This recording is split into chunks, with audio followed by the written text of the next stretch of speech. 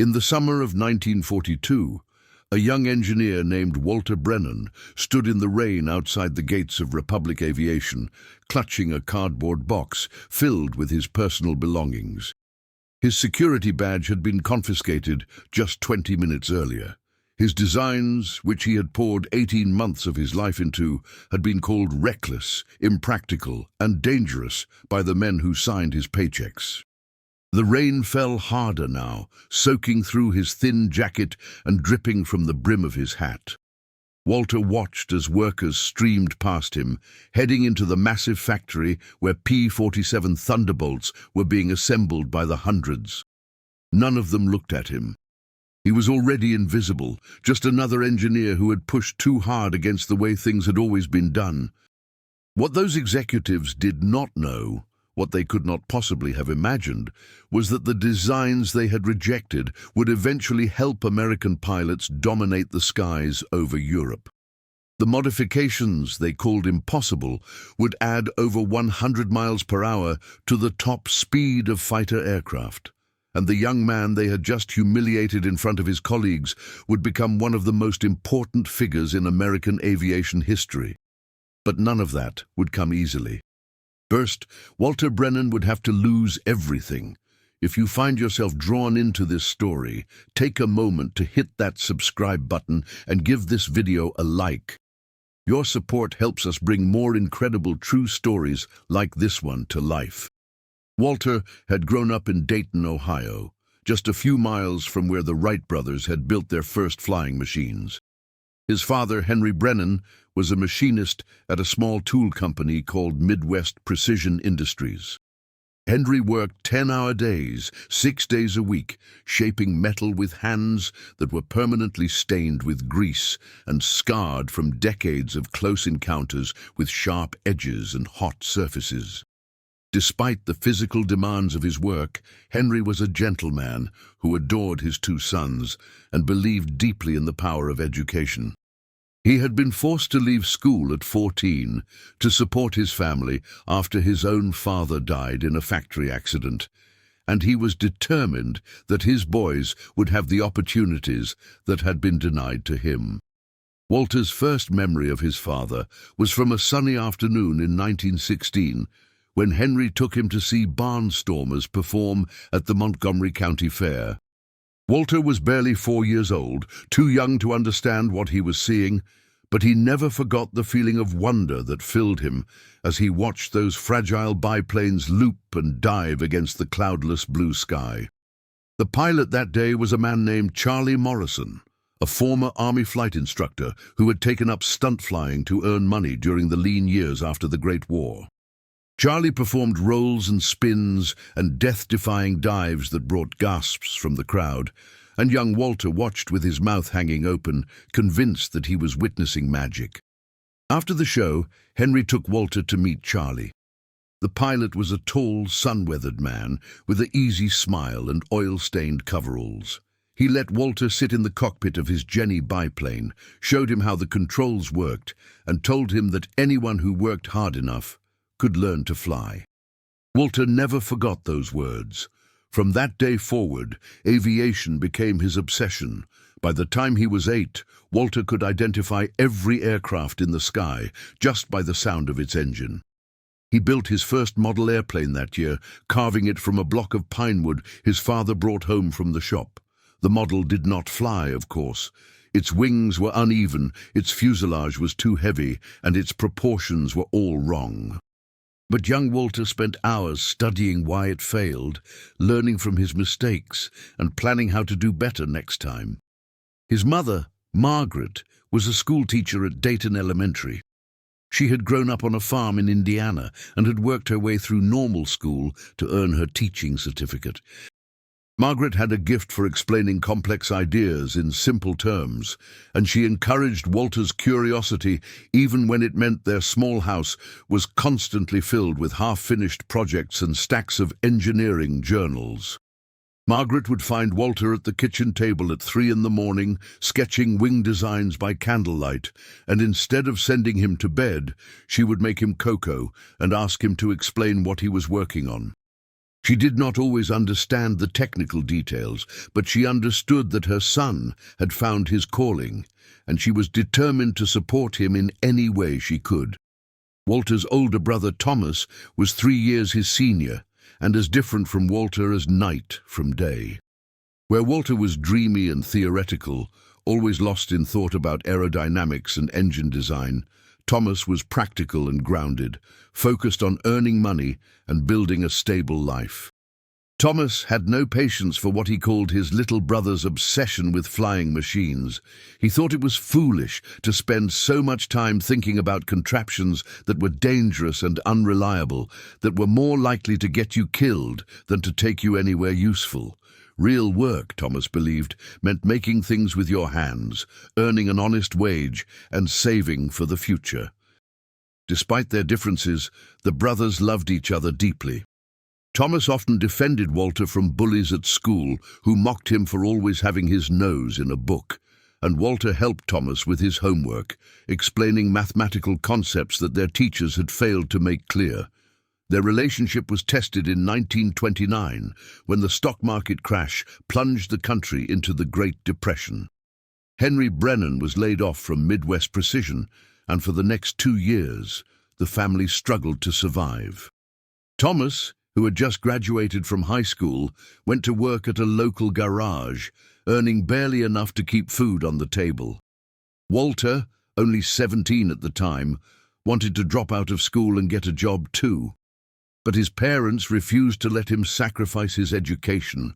Henry took on odd jobs. Margaret tutored students in the evenings, and somehow they scraped together enough money to keep Walter in school. It was during these difficult years that Walter developed the work ethic that would define his career. He understood the sacrifices his family was making for him, and he was determined to prove worthy of their faith. He studied harder than ever, graduating from high school in 1931 as valedictorian of his class. College seemed like an impossible dream. The country was still mired in depression, and even families that had once been comfortable were struggling to pay for basic necessities. But Walter had a plan. He spent the summer after graduation working every job he could find, delivering newspapers, washing dishes at a local diner, helping farmers with their harvest. By September, he had saved enough money to pay for 1 semester at the University of Dayton, where he enrolled in the engineering program. Walter's plan was to earn top grades during his first semester and then apply for scholarships to cover the rest of his education. It was a gamble, but it was the only path forward he could see. The gamble paid off. Walter finished his first semester with perfect grades, and the university offered him a full scholarship to continue his studies.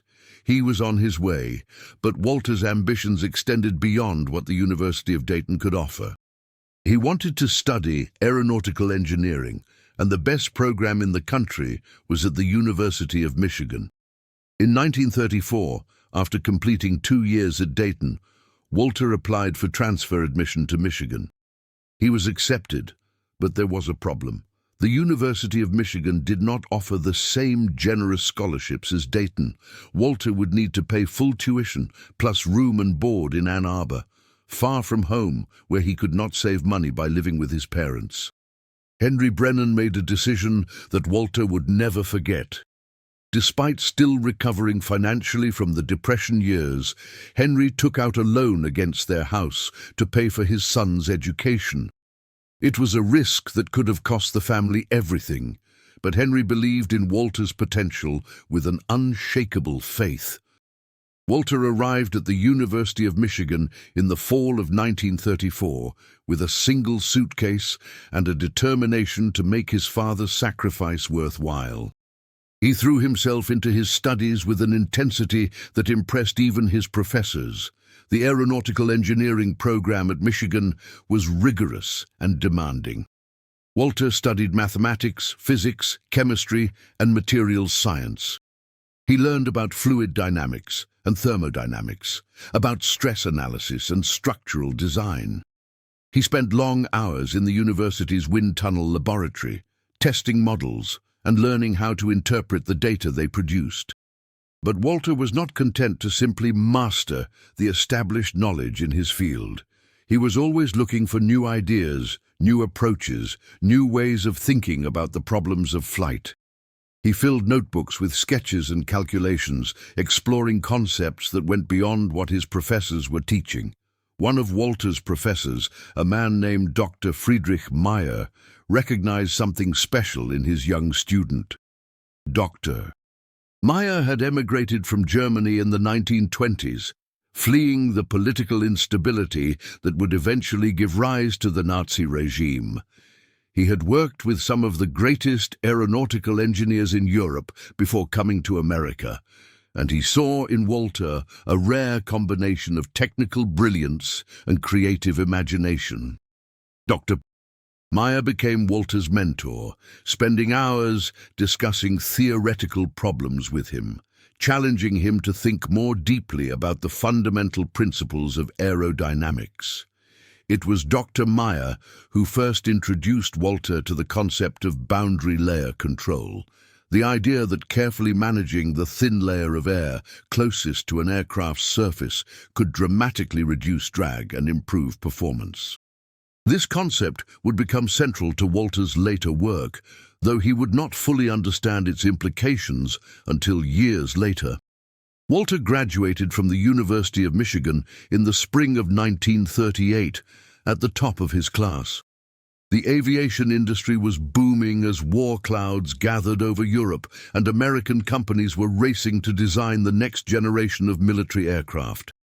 Walter received job offers from 3 different companies before he even walked across the stage to receive his diploma. He chose Republic Aviation because they were working on something revolutionary. The company had recently begun development of a new fighter plane that would be bigger, faster, and more heavily armed than anything that had come before. It was called the P-47 Thunderbolt, and it promised to redefine what a fighter aircraft could do. Walter arrived at Republic Aviation's facility in Farmingdale, New York, in July of 1938. The facility was enormous, a sprawling complex of hangars and factory buildings that employed thousands of workers. The sound of riveting guns and engine tests filled the air from dawn until dusk. Walter was assigned to a team working on engine cooling systems, a crucial but unglamorous part of the aircraft's development. The P-47 would be powered by a massive Pratt & Whitney radial engine, and keeping that engine cool enough to operate reliably at high altitudes was one of the biggest engineering challenges the team faced. Walter threw himself into the work with the same intensity he had shown at Michigan. He often stayed at the factory until midnight, running calculations and testing modifications. His colleagues were impressed by his dedication, though some found his single-minded focus a bit unsettling. Among those who noticed Walter's abilities was a veteran engineer named Harold Morrison. Harold was in his late 50s, a man who had been designing aircraft since before most of his colleagues were born. He had started his career in 1912, working on the primitive biplanes that were just beginning to demonstrate the potential of powered flight. Harold had seen the aviation industry evolve from fragile wood and fabric contraptions to powerful all-metal fighting machines. He had worked on mail planes and passenger transports, on military trainers and early fighters. He had survived the boom years of the 20s and the lean years of the Depression, and he had developed an instinct for identifying young engineers who had that rare combination of technical skill and creative vision that could change the industry. Harold began mentoring Walter, sharing insights that could not be found in any textbook. He taught him how to read the subtle vibrations of an engine, how to spot stress fractures before they became catastrophic failures, how to think about an aircraft not as a collection of parts, but as a living system where every component affected every other. The 2 men would often stay late at the factory, walking through the assembly floor after the other workers had gone home, discussing the philosophy of aircraft design. Harold believed that too many engineers focused on individual components without understanding how those components fit into the larger whole. The best designs, he argued, came from engineers who could see both the forest and the trees. But Harold also warned Walter about the politics of the aviation industry. The executives who ran these companies were not always interested in the best designs. They had schedules to meet, budgets to balance, and relationships to maintain with military procurement officers.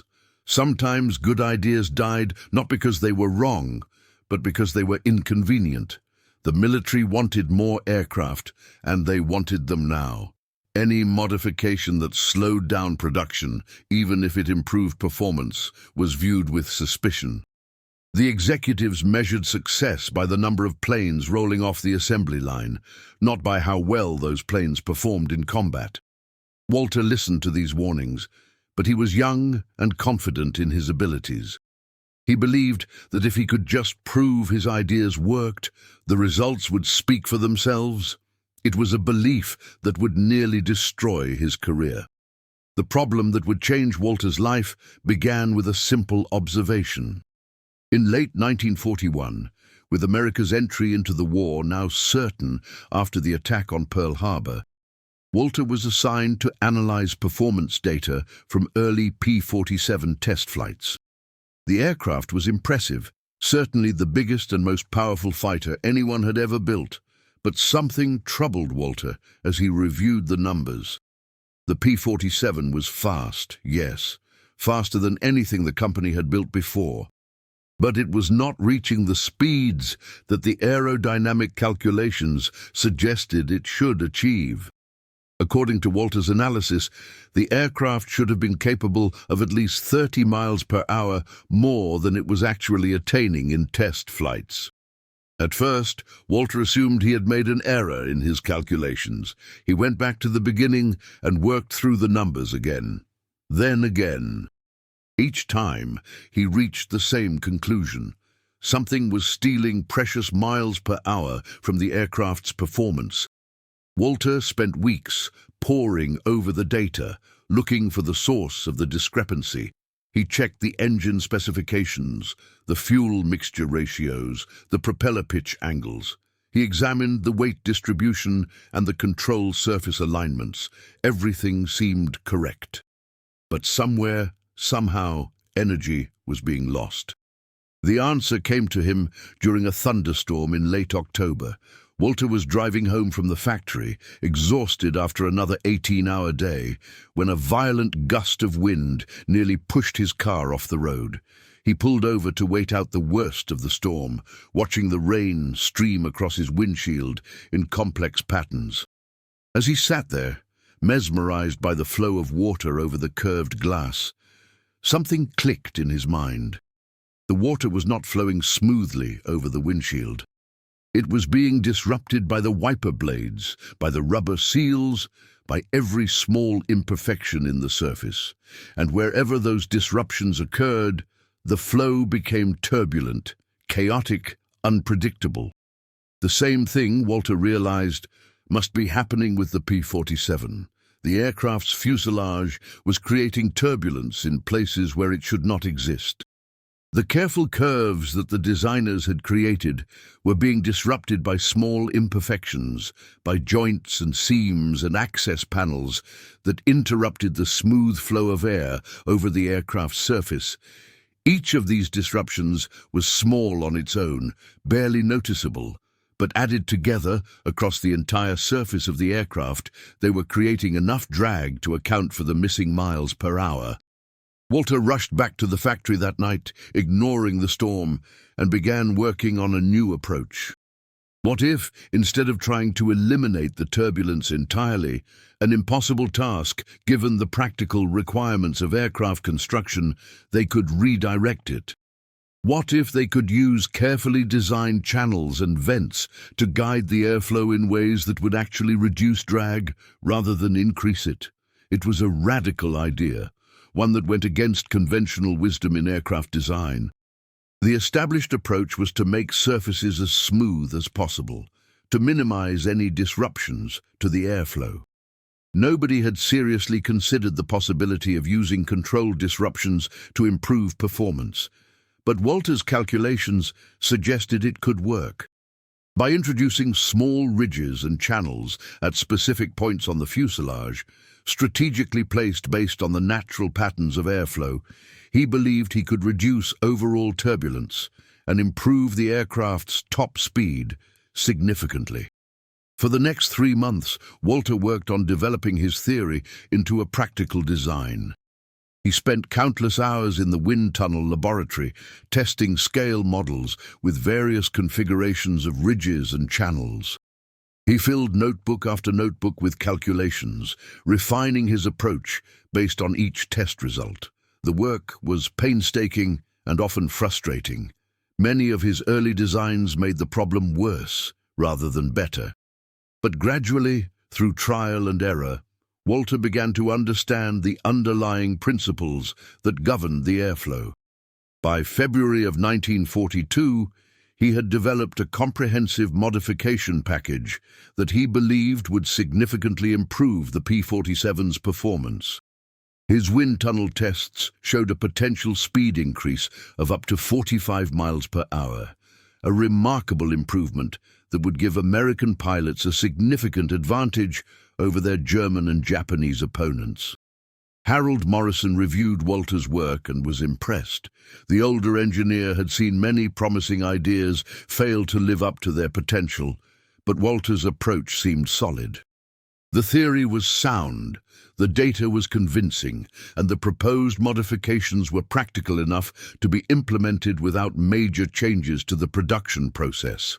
Harold encouraged Walter to present his findings to the engineering committee, the group of senior engineers and executives who made decisions about design changes. It was an opportunity to prove himself, to show the company's leadership what he was capable of. Walter spent a week preparing his presentation. He organized his data into clear, logical arguments. He created visual aids showing the airflow patterns before and after his proposed modifications. He anticipated objections and prepared responses. He practiced his delivery until he could explain his ideas fluently and confidently. On the morning of his presentation, Walter arrived at the conference room early, setting up his materials and reviewing his notes one final time. The committee members filtered in over the next half hour, senior engineers who had been with the company for decades, production managers concerned about schedules and costs, and executives focused on the company's relationship with the military.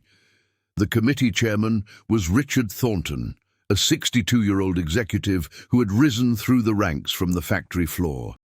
Thornton was known for his conservative approach to design changes. He had built his career on delivering aircraft on time and under budget, and he was deeply skeptical of innovations that might disrupt the production process. Walter began his presentation with a summary of the problem: the performance gap between the theoretical capabilities of the P-47 and its actual test flight results. He showed the committee his analysis, walking them through the data that had led him to identify turbulence as the culprit. Then he presented his solution.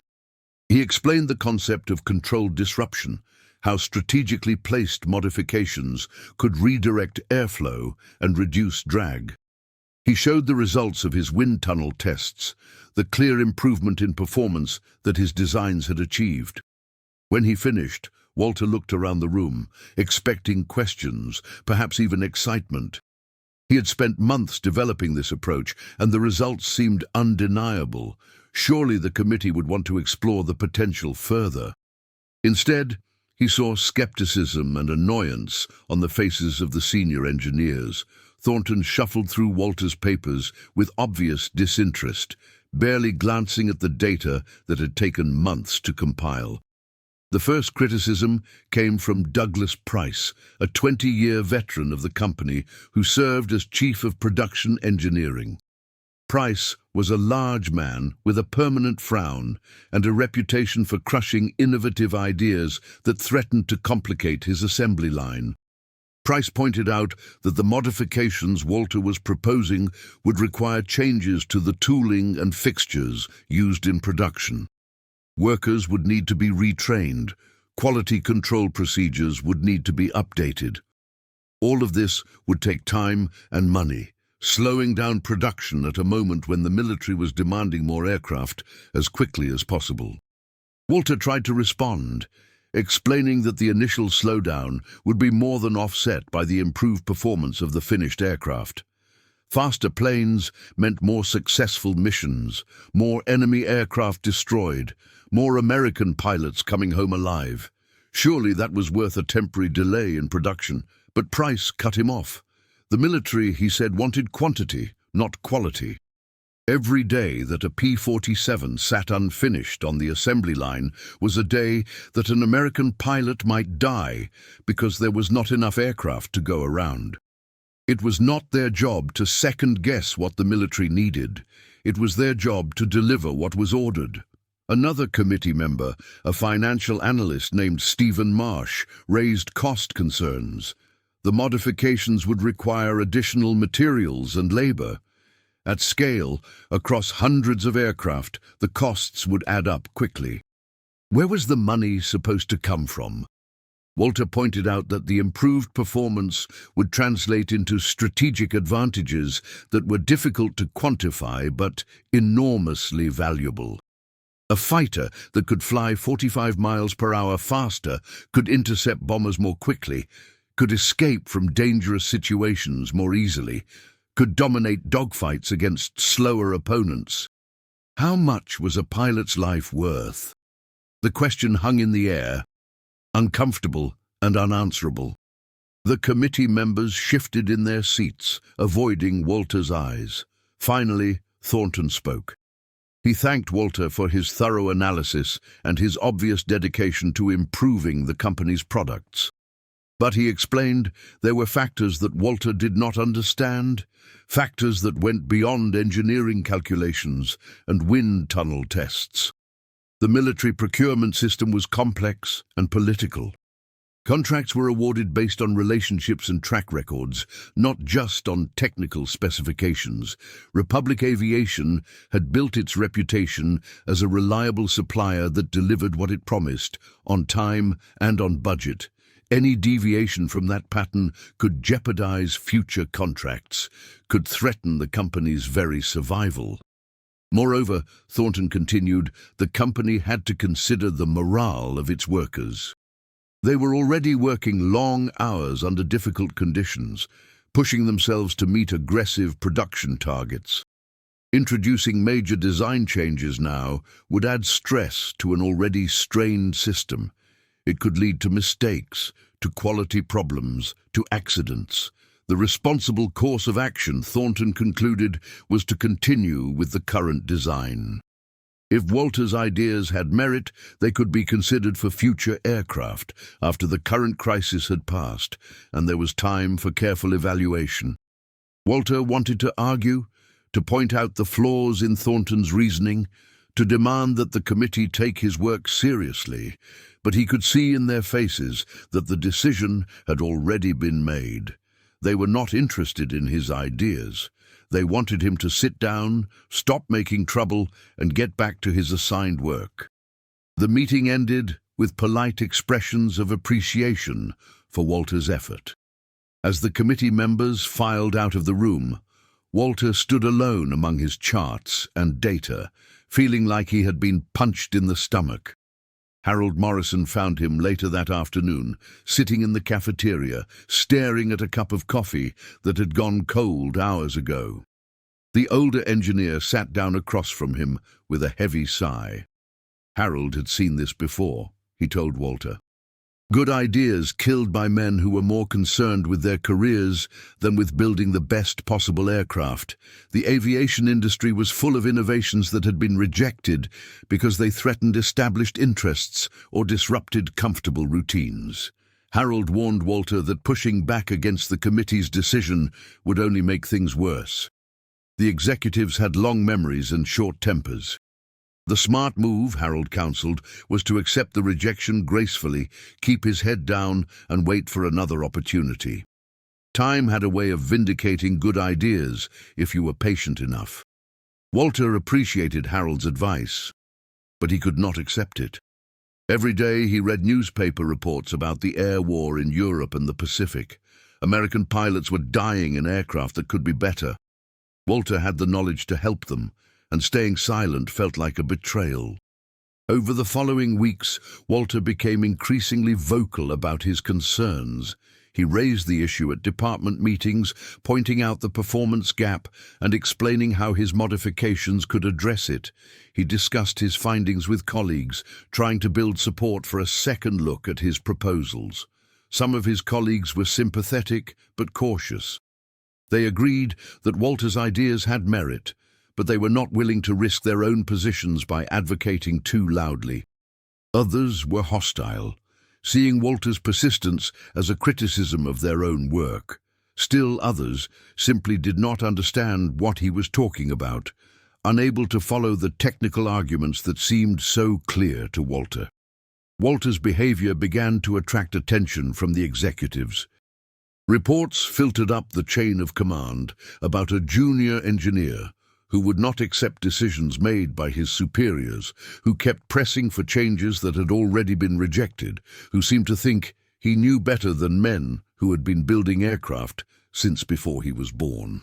In April, Walter received a formal warning from his supervisor.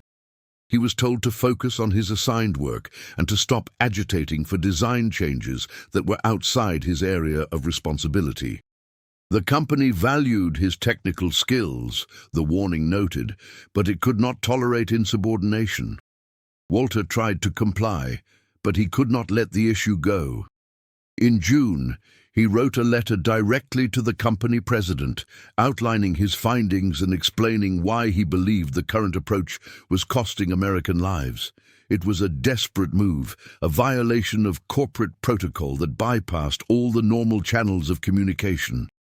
The letter reached the president's desk, but it did not have the effect Walter had hoped for.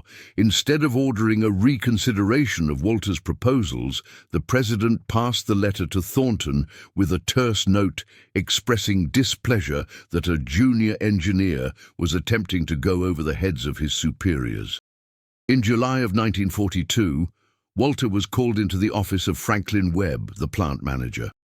Webb was a severe man with steel-gray hair and cold eyes. He had a reputation for ruthlessness in dealing with troublemakers. Webb did not waste time with pleasantries. He told Walter that his employment was being terminated, effective immediately. The official reason listed in his file would be a reduction in workforce, a face-saving fiction that would allow him to seek employment elsewhere without the stigma of being fired for cause. But everyone knew the truth. Walter Brennan was being let go because he had refused to accept a decision made by his superiors, because he had made powerful people look bad, because he had committed the cardinal sin of believing that being right mattered more than being compliant. Walter cleaned out his desk under the watchful eyes of 2 security guards. His colleagues avoided eye contact as he walked through the factory floor for the last time. Only Harold Morrison had the courage to shake his hand and wish him well. As Walter walked toward the gate, Harold pressed a piece of paper into his hand. It was a list of names and addresses, contacts Harold had built up over 40 years in the aviation industry. Some of them might be willing to give Walter a chance, Harold explained. It was not much, but it was something. Standing outside the gates in the rain, Walter felt something break inside him. He had given everything to this company, had sacrificed sleep and personal life and any semblance of work-life balance in pursuit of excellence. He had done everything right, had followed the rules, had proven his ideas with rigorous analysis and testing. And this was his reward. For the next 2 months, Walter barely left his small apartment in Farmingdale. He stopped reading the newspapers, unable to face the daily reports of the air war. He stopped following the progress of the P-47 program, unable to bear thinking about what might have been. He stopped caring about aircraft design, the passion that had defined his entire life. His savings dwindled as he paid rent and bought groceries. He was too proud to ask his family for help, too ashamed to tell them what had happened. In his letters to his parents, he maintained the fiction that everything was fine, that he was simply taking some time off to rest and recharge. But the letters from Ohio kept coming, and eventually his mother noticed that something was wrong. Walter's responses were becoming shorter and less frequent. His handwriting, once precise and careful, had become sloppy and rushed. He had stopped mentioning anything about his work, which had always been his favorite topic. Margaret Brennan knew her son better than anyone. She knew that he would never voluntarily stop talking about aircraft unless something was terribly wrong. In September, without telling anyone where she was going, she boarded a train to New York. When Margaret arrived at Walter's apartment, she was shocked by what she found. The small space was in disarray, with dirty dishes piled in the sink and unopened mail scattered across every surface. Walter himself looked like he had not slept properly in weeks. His eyes were hollow, his clothes were rumpled, and he had grown a scraggly beard that made him look 10 years older. Margaret did not lecture her son or demand explanations. She simply began cleaning, putting the apartment back in order while Walter watched in mute amazement. When she had finished, she sat him down at the kitchen table, made him a proper meal for the first time in weeks, and asked him to tell her what had happened. Walter poured out the whole story. The rejected designs, the dismissive executives, the warning that went unheeded, the letter that backfired, the humiliating dismissal. He told his mother how he had tried to do the right thing and how he had been punished for it. He told her that he did not know if he could ever go back to engineering, that maybe his brother had been right all along about finding practical work instead of chasing impossible dreams. Margaret listened without interrupting. When Walter finished speaking, she was quiet for a long moment, considering her words carefully. Then she reminded him who he was. She reminded him of the little boy who had watched barnstormers at the county fair and decided that he would devote his life to making flying machines better. She reminded him of the teenager who had worked 3 jobs in a single summer to save money for college. She reminded him of the young man who had graduated at the top of his class, despite having fewer resources than almost any of his classmates. Walter Brennan, his mother told him firmly, was not the kind of person who gave up when things got hard. He was not the kind of person who let others define his worth. He was not the kind of person who abandoned his calling just because some short-sighted executives failed to recognize his talent. There was a war on, Margaret continued, and the country needed every skilled mind it could find. Was Walter going to let one group of foolish men in suits determine his entire future? Was he going to waste the education his father had sacrificed to provide? Was he going to let the pilots who needed better aircraft fly and die in machines that could have been improved? Walter listened to his mother's words, and something shifted inside him. She was right, as she had been right about so many things throughout his life. He had been so focused on his failure at Republic Aviation that he had forgotten there were other companies, other opportunities, other ways to contribute to the war effort. Margaret stayed with Walter for 3 days, helping him put his life back in order.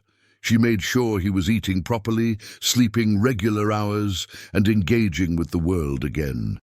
When she finally left to return to Ohio, she extracted a promise from him that he would not give up, that he would find another way to use his talents. After his mother's departure, Walter began reaching out to the contacts Harold Morrison had given him. He wrote letters to engineers at other aviation companies, to professors at universities, to anyone who might be interested in his work or willing to give him a second chance. Most of his letters went unanswered. The aviation industry was a small world, and word had spread about the troublemaker who had been fired from Republic Aviation. Companies were hesitant to hire someone with a reputation for challenging authority, especially during wartime when smooth operations were valued above all else. But a few responses gave Walter hope. Some engineers wrote back expressing interest in his theories, even if they could not offer him a position. A professor at MIT invited him to present his findings at a departmental seminar. A former colleague sent encouraging words and promised to keep his eyes open for opportunities. The breakthrough came from an unexpected source. Samuel Chen, a Chinese-American engineer who had worked alongside Walter at Republic, had left the company a year earlier to take a position at North American Aviation in California. Samuel had always been impressed by Walter's technical abilities, and he had followed the circumstances of his firing with sympathy and concern. In October of 1942, Samuel wrote to Walter with an intriguing proposition. North American was working on a new fighter design, something that would eventually become the P-51 Mustang. The project was behind schedule, and the engineering team was struggling with performance issues that sounded remarkably similar to the problems Walter had tried to address at Republic. Samuel could not promise Walter a job. That was not his decision to make. But he could arrange for Walter to meet with the project's chief engineer, a brilliant German émigré named Edgar Schmude. If Walter could impress Schmude, there might be an opportunity. Walter did not hesitate. He sold most of his furniture to pay for a train ticket to California. It was a 4-day journey across the country, through the heartland of America, mobilizing for war. Walter watched the factories and farms roll past his window, thinking about the pilots who would soon be flying American aircraft against enemies on the other side of the world. He arrived in Los Angeles in late October, stepping off the train into a city unlike anything he had experienced before. The East Coast felt grey and industrial by comparison. Los Angeles was sprawling and sun-drenched, filled with a kind of optimistic energy that seemed to have bypassed the rest of the country entirely. Walter found a cheap room in a boarding house near the train station and spent 2 days preparing for his interview with Schmude. He reviewed his notes, organized his data, and practiced explaining his theories until he could do it in his sleep. North American Aviation's facility in Inglewood was even larger than Republic's factory in Farmingdale. The company was one of the biggest aircraft manufacturers in the country, producing trainers and bombers, and now this new fighter that everyone was talking about. Walter arrived early for his interview, nervous but determined to make the most of this opportunity. He was escorted through the factory floor, past rows of aircraft in various stages of assembly, to a small office in the engineering building. Edgar Schmude was waiting for him.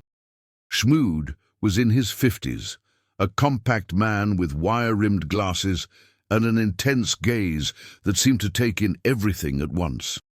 He had emigrated from Germany in the early 20s, recognizing the dangerous direction his homeland was taking long before most of his countrymen. Schmude had built a reputation as one of the most innovative aircraft designers in America.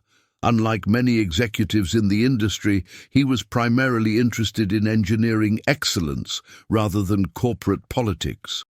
What mattered to Schmude was whether an idea worked, not who had proposed it or what their position in the company hierarchy might be.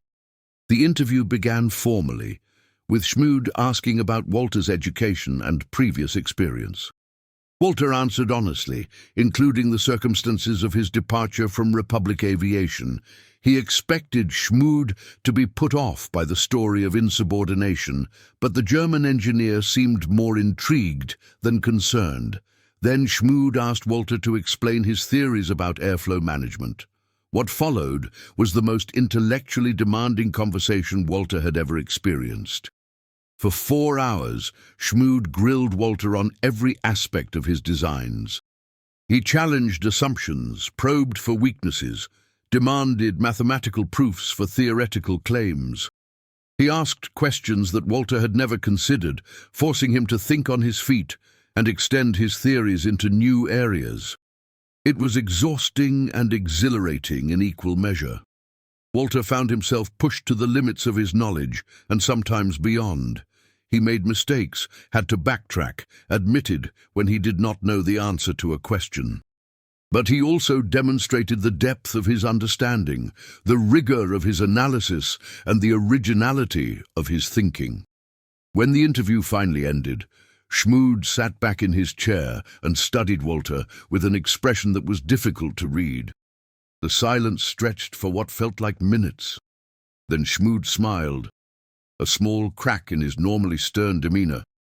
He told Walter that he was either a genius or a fool, but either way, North American could use someone willing to think differently about aircraft design. The company was struggling with the P-51, struggling to make it perform the way they needed it to. Perhaps fresh ideas were exactly what was needed. Walter started work the following Monday. His official title was Assistant Design Engineer, a significant step down from his previous position at Republic. The salary was modest, barely enough to cover rent and food, but Walter did not care about titles or money. What mattered was that he finally had the opportunity to prove his ideas could work. The P-51 Mustang was already in production when Walter joined the team, but its performance was disappointing. The aircraft was fast and maneuverable, qualities that test pilots praised highly. But it lacked the range and high-altitude capability that the military needed for long-range escort missions over Europe. American bombers were being decimated by German fighters. Without adequate escort coverage, the strategic bombing campaign was taking unsustainable casualties. The military desperately needed a fighter that could accompany the bombers all the way to their targets and back, something no existing aircraft could do. The engineering team had been trying various modifications to address the P-51's shortcomings. They had experimented with different engines, different fuel systems, different aerodynamic configurations. Nothing seemed to work. The improvements in one area always seemed to come at the cost of performance in another. Walter spent his first few weeks at North American absorbing everything he could about the P-51's design. He crawled through the factory, examining aircraft at various stages of assembly. He talked to test pilots about their experiences flying the plane, taking detailed notes about what they liked and what they wanted to change. He reviewed thousands of pages of performance data, looking for patterns that others might have missed. He studied the wind tunnel results, the flight test reports, the engineering analyses that had guided the design process. What he found confirmed his theories about airflow management. The P-51, like the P-47, was losing performance to aerodynamic inefficiencies. But Walter had also developed new ideas since his time at Republic, concepts that went even further than his original proposals. The key insight came from studying the aircraft's radiator placement. The P-51 used a liquid-cooled engine, unlike the air-cooled radial engines used in most American fighters. This gave it better performance at high altitude, but required a large radiator to prevent overheating. The original P-51 design placed this radiator in a scoop beneath the fuselage. It was a straightforward engineering solution, but it created significant drag. The air entering the radiator scoop was slowed and compressed, and the turbulence generated by this process robbed the aircraft of precious speed. Walter had an idea that seemed almost absurd when he first conceived it. What if, instead of accepting the radiator drag as an unavoidable cost, they could actually use it to generate thrust? The physics were surprisingly simple in principle. Air entering the radiator was heated by the engine coolant, causing it to expand. If the exhaust duct was carefully designed, this expanded heated air could be expelled at higher velocity than it entered, generating a small but significant forward thrust. It was a concept that had been discussed theoretically for years, originally described by a British engineer named Frederick Meredith, but no one had ever successfully implemented it in a production aircraft. The challenges were daunting. The shapes had to be precisely calculated, the temperatures carefully controlled, the materials able to withstand tremendous stress. Walter believed he could make it work.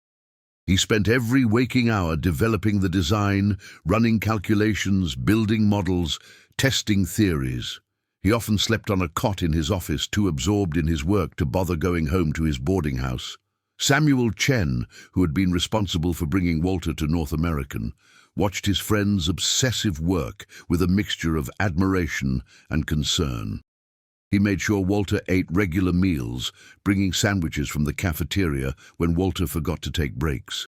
He listened patiently when Walter needed to talk through technical problems, offering the support of a friend even when he could not follow the complex engineering details. Schmood also monitored Walter's progress closely. Unlike the executives at Republic, Schmood was willing to take risks on unconventional ideas if the engineering was sound.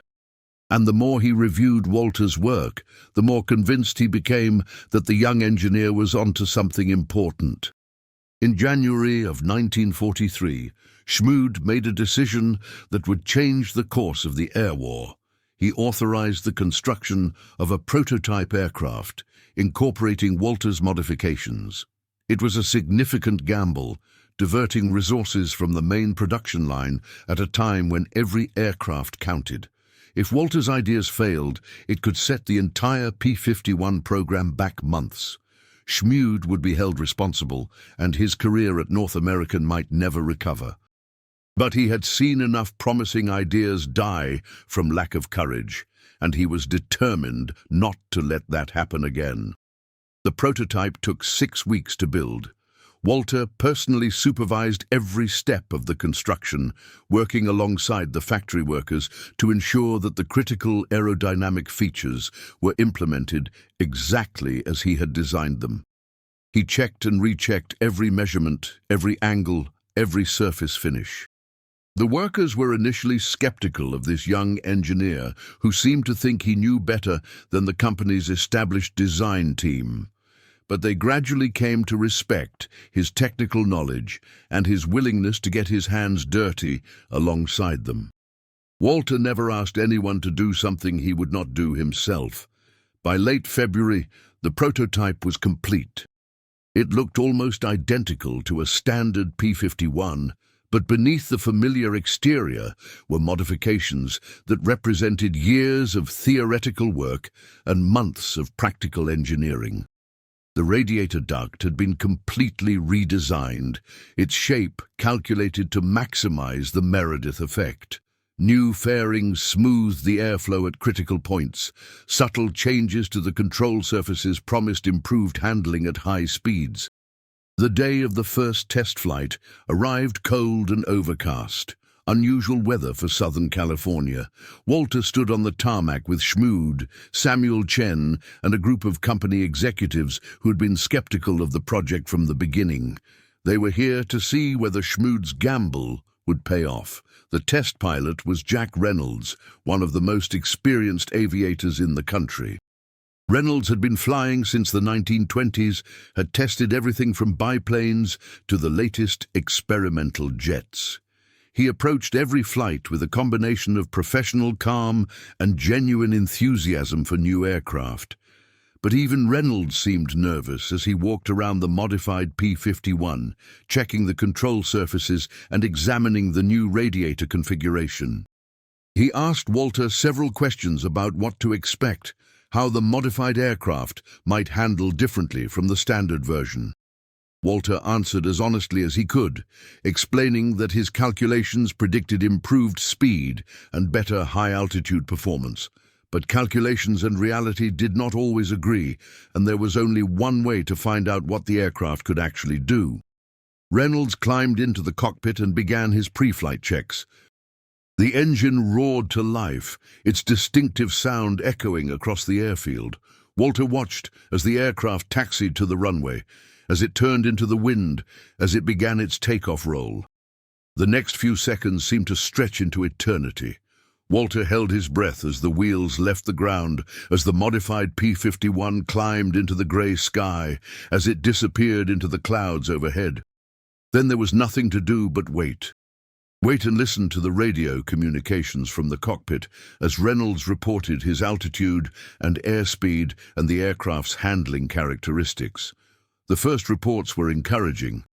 Reynolds noted that the aircraft felt smooth and responsive. that the engine was running cooler than he expected, that the controls were light but precise. But these were qualitative observations. What Walter needed was numbers. 5 minutes into the flight, Reynolds began his high-speed runs. He pushed the throttle forward, watching his airspeed indicator climb. 300 miles per hour, 350, 400. Then Reynolds' voice crackled over the radio with news that made Walter's heart stop. The pilot reported that he was approaching 450 miles per hour at 25,000 feet, and the aircraft still had room to accelerate.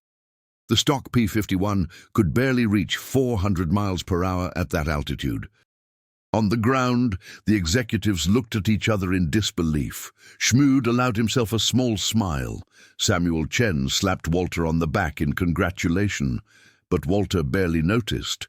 He was listening to the radio, following every word from Reynolds, tracking the performance of his creation in its first moments of true flight. Reynolds continued testing for another 20 minutes, pushing the aircraft through climbs and dives, turns and rolls. Every maneuver confirmed what the initial speed runs had shown. The modified P-51 was significantly faster than any version that had come before. When Reynolds finally landed and taxied back to the hangar, he was grinning like a child on Christmas morning. He jumped out of the cockpit and ran over to where Walter was standing, grabbing him by the shoulders and shaking him with excitement. It was the fastest thing Reynolds had ever flown, he declared loudly enough for everyone to hear. The aircraft handled like a dream, climbed like it was on rails, felt like it had been designed by someone who truly understood what pilots needed. It was going to change the war. The results of the test flight spread quickly through North American aviation and beyond. Within days, military officials were requesting briefings on the modifications. Within weeks, orders came down to implement Walter's designs across the entire P-51 production line. But Walter's work was not finished. The successful test flight had proven the basic concept, but there were still refinements to be made, optimizations to be discovered. Over the next several months, Walter and his growing team continued to improve the design, squeezing out every last bit of performance. They modified the engine cooling system, improving reliability at high altitudes. They redesigned the fuel system to extend range. They refined the control surfaces to enhance maneuverability. Each change was tested rigorously, measured precisely, and implemented only when it proved its worth. The final version of the modified P-51, designated the P-51D, would become one of the most successful fighter aircraft of the entire war. With a top speed exceeding 440 miles per hour and a combat range of over 1,000 miles, it could escort bombers all the way to Berlin and back, something that had previously been thought impossible. More importantly, it could outperform virtually every German aircraft it encountered. The Messerschmitt Bf-109 and Focke-Wulf FW-190, which had once terrorized American bomber formations, found themselves at a significant disadvantage against the new Mustang. American pilots who flew the P-51D spoke of it with something approaching reverence. They called it the Cadillac of the skies, praising its speed, its handling, its reliability.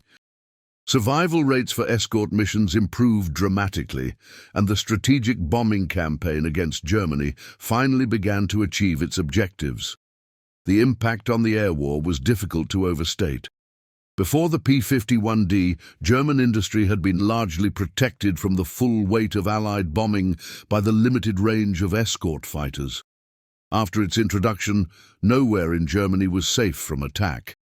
Factories, railroads, oil refineries, and military installations were systematically destroyed, crippling the German war machine. Some historians would later argue that the P-51D was the aircraft that won the air war over Europe. Whether or not that claim was entirely accurate, there was no doubt that Walter Brennan's modifications had made a decisive contribution to the Allied victory. Walter received numerous commendations for his work, including a special award from the Army Air Forces recognizing his contributions to aircraft design. But the recognition that meant most to him came from the pilots themselves. Letters arrived at North American from combat squadrons across Europe, thanking the engineers who had given them an aircraft that could match anything the Germans put in the sky. Many of these letters mentioned specific improvements that Walter had been responsible for: the increased speed, the better high-altitude performance, the extended range that allowed them to stay with the bombers when it mattered most. One letter in particular stayed with Walter for the rest of his life.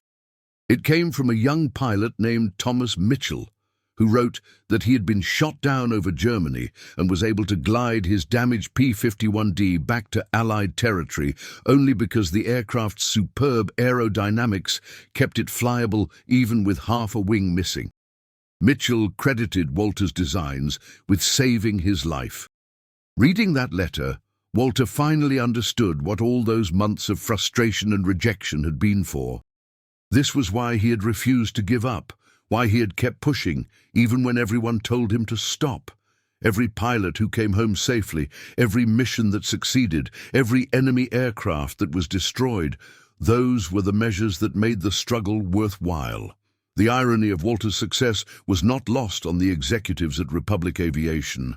The modifications they had rejected as impractical were now being celebrated as revolutionary. The young engineer they had fired for insubordination was being hailed as one of the most important figures in American aviation. Walter received several letters from former colleagues at Republic, congratulating him on his success and apologizing for not supporting him more strongly. Some of them had risen to prominent positions in the years since Walter's departure, and they seemed genuinely ashamed of how they had treated him. He appreciated their sentiments, but found that he no longer felt bitter about what had happened. The rejection had forced him to find a new path, and that path had led him to opportunities he never could have imagined. Sometimes, he reflected, failure was just success that had not yet revealed itself. Harold Morrison wrote to Walter in the summer of 1944, shortly before the D-Day invasion. The old engineer was prouder than he could express of what his former protégé had accomplished, but Harold also had a warning. Success, Harold wrote, could be as dangerous as failure in its own way. People would want to take credit for Walter's work, would want to use his name for their own purposes. Politicians would try to associate themselves with his achievements. Executives would claim they had supported him all along. The humble engineer might find himself transformed into a public figure whether he wanted it or not.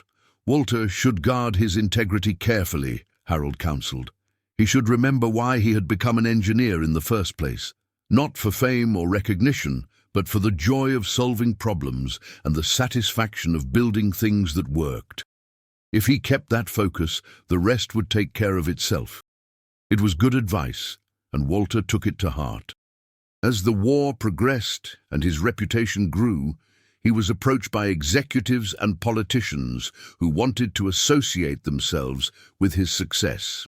Defense contractors offered him lucrative consulting arrangements.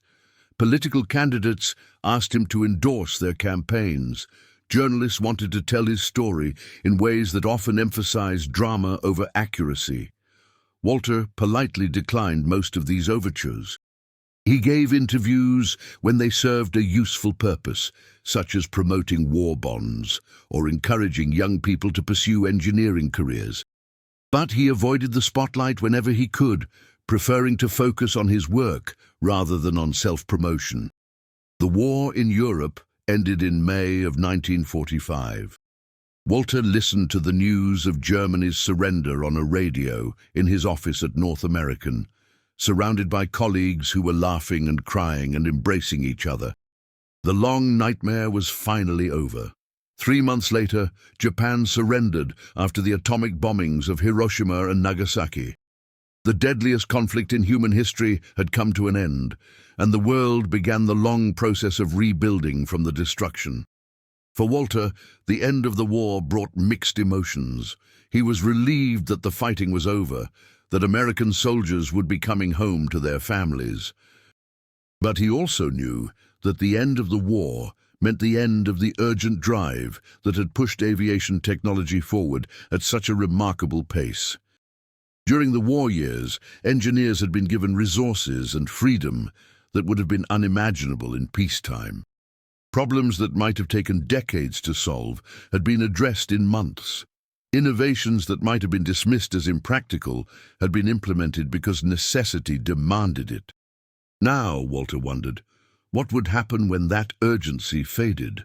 Would the aviation industry return to the conservative, risk-averse approach that had defined it before the war? Would promising ideas once again be killed by executives more concerned with their careers than with progress?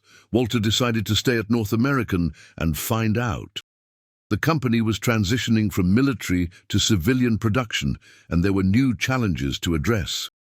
The jet age was dawning, and everything Walter had learned about aerodynamics and airflow management would need to be re-examined in light of the new propulsion technologies.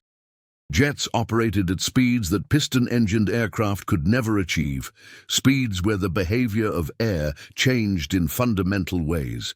The principles that had guided Walter's modifications to the P-51 would need to be adapted, extended, reimagined for this new era. It was the kind of challenge that Walter lived for. He threw himself into the study of transonic and supersonic aerodynamics, reading everything he could find and conducting experiments in North American's increasingly sophisticated wind tunnels. In 1947, Walter married Elizabeth Porter, a schoolteacher he had met at a church social in Los Angeles. Elizabeth was the daughter of a minister, raised with values of service and humility that matched Walter's own temperament perfectly. She was also patient and understanding in ways that Walter desperately needed. She recognized that he would sometimes disappear into his projects for days at a time, forgetting meals and social obligations and even basic personal hygiene. Instead of resenting these absences, Elizabeth learned to work around them, making sure their home was a place of peace and support, where Walter could recover and recharge. Their courtship had been brief but intense. Walter was not skilled at romance in the traditional sense. He did not write poetry, or bring flowers, or plan elaborate dates. What he offered instead was honesty, loyalty, and a genuine interest in Elizabeth as a person, rather than just as a potential wife. Elizabeth found this refreshing after years of dealing with men who treated courtship as a performance. With Walter, she always knew where she stood. He told her about his work, about his dreams, about his fears. He listened when she talked about her students, her family, her hopes for the future. They were married in a small ceremony at Elizabeth's father's church, with only family and close friends in attendance. Walter's parents made the long trip from Ohio, and Henry Brennan wiped tears from his eyes as he watched his son exchange vows with the woman he loved. The newlyweds settled into a modest house in Burbank, not far from the North American facility. It was a simple home, nothing fancy, but it was theirs. Elizabeth decorated it with care, creating a warm and welcoming space that felt like a refuge from the pressures of Walter's work. Their first child, a daughter named Margaret after Walter's mother, was born in 1949. Walter proved to be a devoted father, determined to give his daughter the same encouragement and support that his own parents had given him. He would come home from long days at the factory and spend hours playing with Margaret, building block towers and reading picture books and answering her endless questions about how things worked. Elizabeth sometimes joked that Walter explained aerodynamics to their toddler the same way he explained it to his engineering colleagues. A son, Thomas, named after Walter's brother, followed 2 years later. The addition of a second child stretched the family's resources, but they managed. Walter's salary had improved steadily as his contributions to North American became increasingly valuable, and Elizabeth continued teaching part-time to supplement their income. The 1950s brought new challenges and new opportunities for Walter. He was promoted to Chief Design Engineer at North American, giving him responsibility for some of the company's most important projects. He worked on the F-86 Sabre, the swept-wing jet fighter that would become the backbone of American air power during the Korean War. The Sabre incorporated many of the aerodynamic principles Walter had developed during his work on the P-51. Adapted for the higher speeds and altitudes of jet flight, American pilots flying Sabres in Korea faced off against Soviet-built MiG-15s in the first jet-versus-jet combat in history. The two aircraft were remarkably evenly matched in many respects, but American pilots achieved a significant kill ratio advantage, due in part to the Sabre's superior handling characteristics at high speeds. Walter also contributed to early designs for what would eventually become the X-15, the rocket-powered experimental aircraft that would push the boundaries of speed and altitude beyond anything previously imagined. The X-15 program was still in its early stages when Walter became involved, and he helped solve some of the fundamental aerodynamic challenges that would eventually allow the aircraft to exceed 6 times the speed of sound. Throughout these years, Walter never forgot the lessons he had learned during those dark months after being fired from Republic Aviation. Success was not guaranteed, and it could be taken away at any moment by forces beyond one's control. What mattered was not the recognition or the titles, but the work itself, the knowledge that you were contributing something valuable to the world.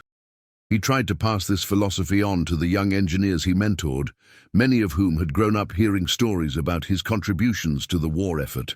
Walter always deflected praise for his past achievements, preferring to focus on current challenges and future possibilities.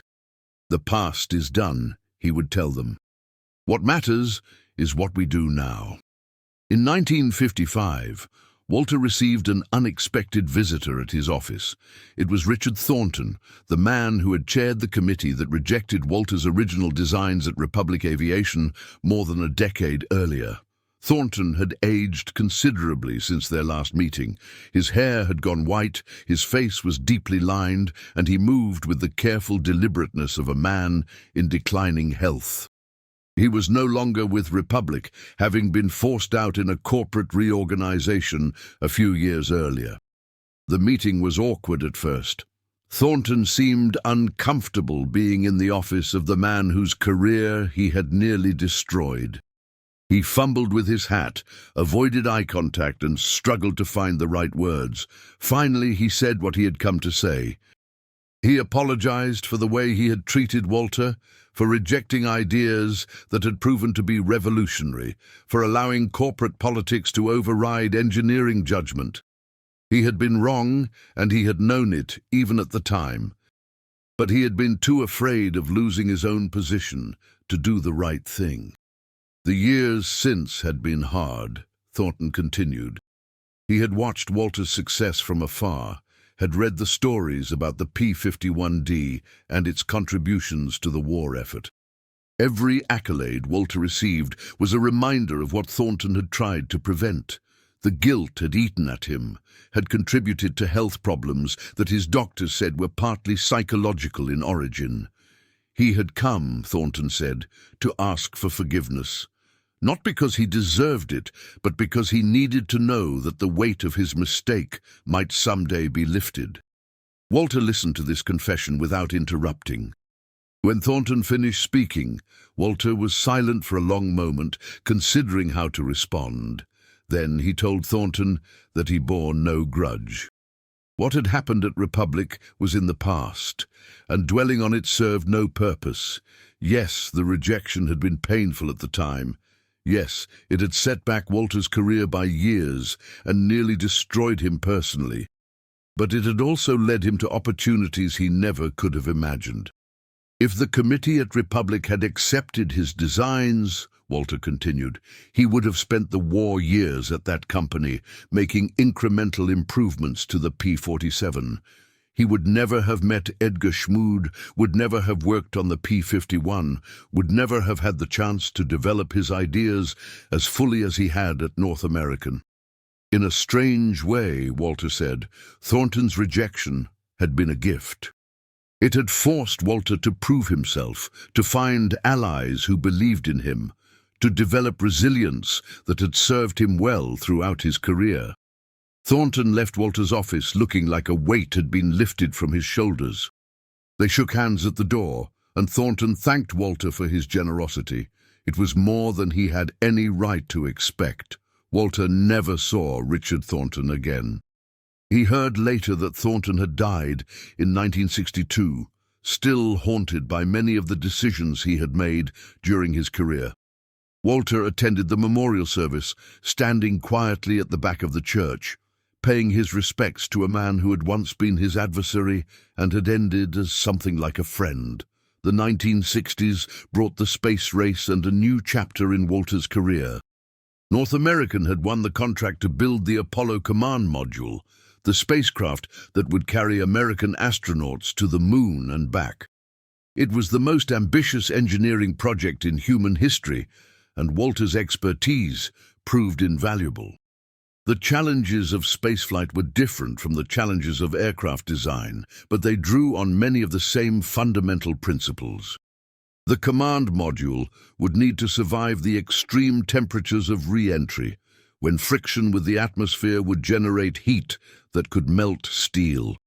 Managing that heat, protecting the astronauts inside, required exactly the kind of innovative thinking that had made Walter's career.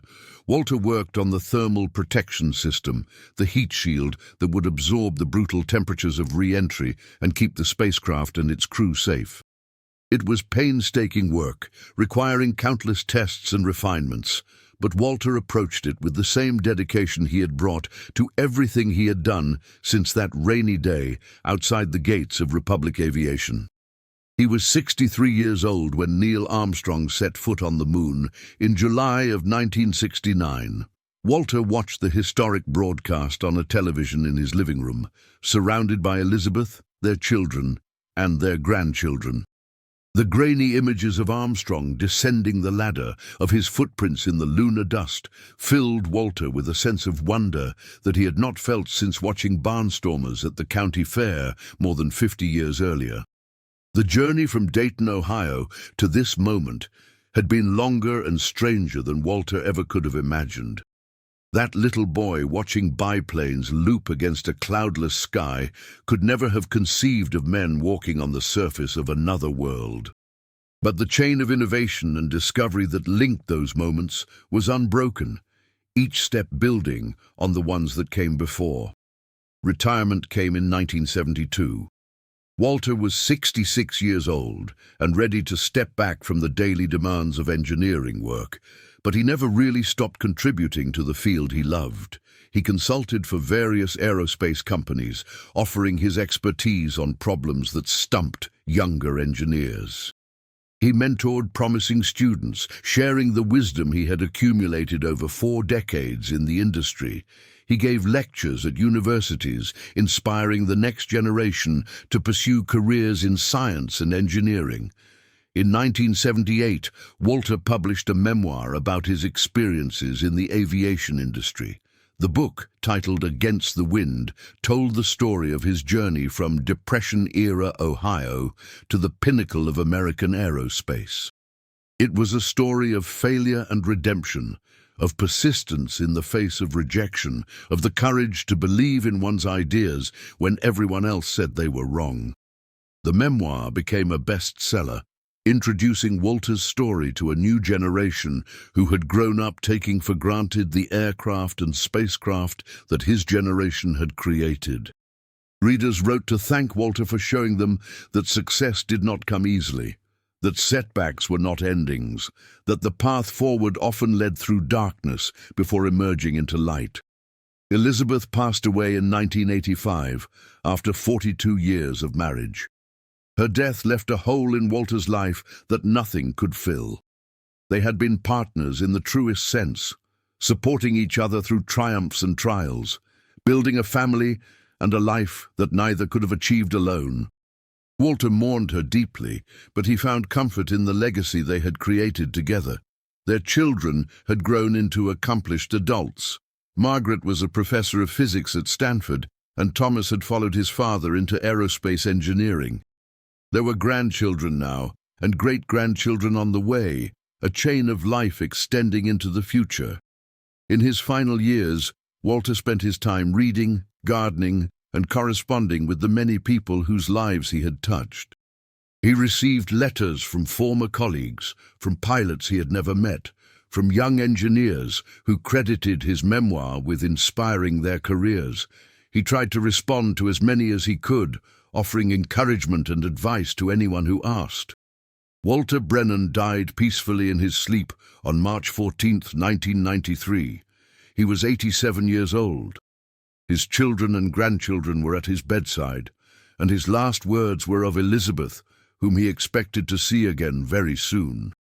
The obituaries that followed his death focused on his technical achievements, the modifications to the P-51 that had helped win the air war, the contributions to jet aircraft and spacecraft, the innovations that had pushed the boundaries of what was possible. He was called one of the most important engineers of the 20th century, a title he would have found embarrassing, but which was richly deserved. But those who knew Walter understood that his greatest legacy was not any particular design or modification. It was the example he had set of persistence in the face of rejection, of belief in one's ideas even when others dismissed them, of the courage to keep pushing forward when the path seemed blocked. The P-51 Mustang that Walter had helped perfect is still celebrated as one of the greatest fighter aircraft ever built. Examples of the plane are preserved in museums around the world, carefully maintained testaments to the engineering excellence of a previous generation. And in the stories told about the aircraft, Walter Brennan's name is always mentioned with respect and admiration. At the Smithsonian's National Air and Space Museum in Washington, there is a permanent exhibit dedicated to the development of the P-51. A section of the display tells the story of the modifications that transformed the aircraft from a good fighter into a great one. Walter's photograph hangs on the wall, alongside a brief biography that mentions his firing from Republic Aviation and his subsequent success at North American. Every year, thousands of visitors read that story and learn about the engineer who refused to give up. Some of them are young people, still trying to figure out what they want to do with their lives. Perhaps a few of them will be inspired to pursue careers in science and engineering. Perhaps one of them will remember Walter's example someday when they face their own moments of rejection and doubt. That, more than any award or commendation, is the legacy Walter Brennan would have wanted. The story of the fired engineer who made American fighter jets fly 100 miles per hour faster is ultimately a story about the power of persistence. It reminds us that rejection is not the end, that failure can be transformed into opportunity, that the people who change the world are often the ones who refuse to accept that change is impossible. Walter Brennan could have given up after being fired from Republic Aviation. He could have accepted the judgment of his superiors, could have convinced himself that they knew better than he did, could have retreated into a safe and unremarkable career. Instead, he chose to believe in himself, to keep fighting for his ideas, to prove that he was right even when everyone told him he was wrong. That choice made all the difference. It saved the lives of countless American pilots during World War II. It contributed to technologies that would eventually take humanity to the moon. And it left behind a legacy of innovation and courage that continues to inspire engineers and dreamers to this day.